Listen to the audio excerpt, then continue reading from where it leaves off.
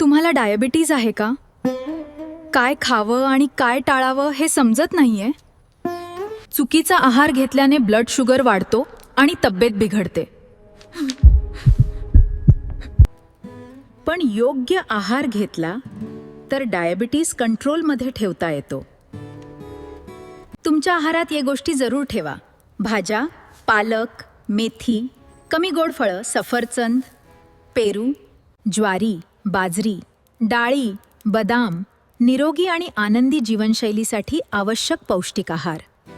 हे पदार्थ टाळा. साखर, मिठाई, कोल्ड ड्रिंक्स, जास्त तेलकट पदार्थ. थोडं चालणं, वेळेवर खाणं आणि नियमित तपासणी खूप महत्त्वाची आहे. योग्य आहार ठेवा आणि डायबिटीसवर नियंत्रण मिळवा. व्हिडिओ आवडला तर लाईक, शेअर आणि सबस्क्राईब करा.